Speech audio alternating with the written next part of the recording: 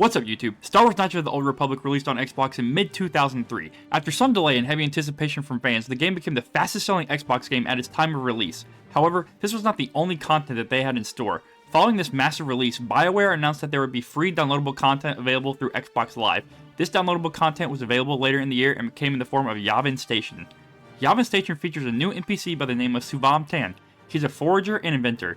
He set himself up on an isolated space station as a trade outpost that the character is able to gain access to upon leaving Dantooine and beginning the search for the star maps. Throughout the progression of the game, Suvam is able to get more time and create better items tracked through the player's progression on the star maps. The star map on Dantooine is considered the first of 5, and the new items are accessed on the 3rd and 5th final map. Since the final items are unlocked after the 5th map, it is imperative that the player stop by prior to heading to the Starforge at the end of the game. I mean, the galaxy is in danger, but not enough to stop me from making this endgame a cakewalk compared to the base game. This video will be a bit different. First off, all of the items are with Suvam, so I will say what star map unlocks it at the earliest convenience. Second, as all the equipment is in Suvam's shop is a cut above the rest and pretty much all viable for different builds, I will evaluate them based on what characters I believe they find the most effect and what special builds you could make around a set. The other difference is the cost range for the weapons. Each weapon has a base cost. There are 2 opportunities to reduce the cost of Suvam's items by either 5% or 20%. To get the 5%, you can just use some Force Persuasion. Strategy Wiki indicates that this is a heavily dark side option, moving you by 20 mastery points in the dark direction. However, you may be willing to take that opportunity versus the other dark option. To reduce the cost of items by 20%, you have to win 10 games of Pazak. Now if you have any experience in this game, I do not need to tell you how dumb this game can be. However, the 10 wins isn't the worst experience you'll have in your life, I hope. If you plan to buy a good number of items for him, it will be worth the time investment. If not, and you can spare some dark side points on your light side playthrough, it is worth it in my opinion. You'll have plenty of opportunity to increase it later. Final note, the 5% and 20% do not stack for a 25% discount. If you planned on it, just choose one option. Also, yes, I will review the armor I have already reviewed in a video with this video's context. With that, let's kick it off with the light exoskeleton. The armor set is worth 10,000 credits, 9,500 with a 5% discount, and 8,000 with the 20. The armor is available after the first star map. The armor is upgradable and starts with the base 6 defense, plus 5 max dexterity bonus, and a plus 1 to dex and strength attributes. Once upgraded, the armor has 8 defense with an additional point to the strength attribute. This is an all-around good for any character armor set. It's a light armor, so you would see most benefit on those characters that have a good dexterity stat, but the plus 2 strength pads for characters that would run melee. Mission and Carth make good work of this armor with some high dex, and Canderous would see some benefit. Juhani or Bastila would make the most use of this for Jedi companions. However, Juhani is the best here, and maybe the best overall, starting with 16 dex and 13 strength. You immediately see the 1 strength work and add a point to the dexterity on her next level up. I really couldn't say who the best non-force character is, as this is viable to them all and anyone can equip it as light armor. Just throw it on someone in your party if you get it and someone runs melee. For the main character build, I would apply this armor if you are running literally any build. This armor is good for anyone using a melee build since the plus 2 strength is only viable for those using melee weapons. A critical strike build, power attack build with decent dexterity planning, and you can get a plus 1 to strength always and utilize an odd dexterity stat to have good attack, dodge, and damage. The Baragwin Shadow armor is worth 6,000 credits, 5,700 at a 5% discount, and 4,800 with the 20. The armor is available after the first star map. The armor is once again upgradable, and the base armor gives 7 defense with a plus 4 max defense bonus. This armor has a plus 4 to stealth skill. Upon upgrading, the defense bonus increases to 9 and the stealth bonus is now 8. The armor is strictly for a sneak attack build. Mission and Juhani are the only 2 characters that should be using this armor really, as the Force Camouflage is Juhani's special character ability and Scoundrels get sneak attack. I wouldn't even give Juhani this, as Mission can get a bonus 9 to 54 damage on a critical strike that Juhani fails to gain. The main character starting as a Scoundrel can get at least 4 to 24 addition, so running this on any strength build with Mission or the main character is your best option. The Environmental Bastion armor is worth 22,000 credits. With a 5% discount, it's worth 20,900, and with a 20% down to 17,600. The Environmental Bastion armor has a base 7 defense and a plus 3 max dexterity with complete damage immunity to cold, fire, and sonic. The upgraded version has a 9 defense and an additional mind affecting and immunity to poison. The Environmental Bastion armor is a medium armor, and such you would need some feats for characters like Mission to equip this, and she wouldn't want to have this anyway, being dexterity based. The armor is to tank damage and have maximum immunity. With that build, someone who is drawing fire with melee puts Canderous in the top spot. This armor is meant to go on a brawler tank build, someone who's going to go in and get some damage while tanking damage itself. You can be immune to the mind affecting abilities of Dark Jedi and any of the various grenades thrown at you from the Sith Troopers. You may still prefer to have Calo Nord's armor on, however with the higher armor cap and lower dexterity requirement that lets a bulky strength and constitution build to work, but at a loss to the other immunities. Don't let the name of the next armor fool you, because it's still a medium class armor. The heavy Exoskeleton is worth 20,000, with a 5% discount 19,000, and with a 20% discount down to 16. It becomes available after the 3rd star map.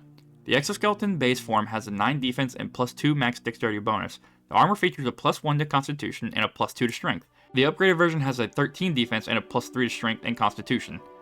I'm just going to be very clear. Put this armor on either Canderous or Juhani if you don't want force buffs. The constitution pairs well with Canderous' automatic healing and soldier strength build with his +1 dexterity when you get hit. Slap on a +2 dex glove or something similar, and after this gear is equipped and level up, you can have a minimum +5 to your strength bonus. Canderous will hit almost every roll and deal a higher minimum damage. Same goes for your main character if you're running a strength melee build. And that's what this gear is for, a real brawler, but instead of tanking, you're maining DPS. The con buff will keep you in the fight, while the strength will ensure you are a walking power tag demon. Next up, we have the subscribe button. The button is worth 0 credits and gives you a plus to videos on KOTOR and other RPG content as I play, and another notification on your phone to either click or swipe away. This is best equipped on yourself or your KOTOR friends and works on a YouTube watching build. Anyways, onto the weapons. The Baragwin Assault Blade is a single blade melee weapon worth 9,000, with the 5% discount down to 8,550 and the 20% lowers to 7,200. The blade is available after getting your 3rd star map. The blade has a base of 2 to 12 damage and a bonus of 2 to 12 energy damage. The weapon has a critical threat range of 10% and an attack modifier of +2. The upgraded blade gains an extra 2 to 12 sonic damage and the critical threat range increases to 20%. The attack modifier increases to +5. This blade is best in the hands of Canderous or Juhani for regular damage, however the 20% critical range on upgrading also makes it a perfect choice for mission sneak attacks, so really just choose a melee character and run with it. It'll suit your needs anywhere since a minimum damage of 6 and a maximum of 36 before a critical is just insane. The blade is for any melee build. It could be DPS, critical hit, or tank. With a +5 modifier, this weapon is deadly in the hands of anyone. That's really all I gotta say about it. The Baragwin Disruptor X is worth 16,000 credits base, with 5% is down to 15,200. The final 20% discount is down to 12,800. The weapon is available after the 5th star map. The weapon deals 2 to 12 physical damage with a range of 28 meters. There's a 5% critical chance and an attack modifier of +1. The upgraded weapon deals 5 to 26 physical damage with a critical range of 10%. The attack modifier increases to a +2. The Disruptor is odd dealing physical damage and is better in the hands of a blaster user.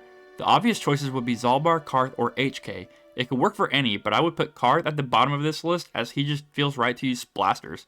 Best bet is probably HK if not on your main. This weapon works for any general blaster user, and with the physical damage is a good mitigation for enemies using energy shields as they will have no effect.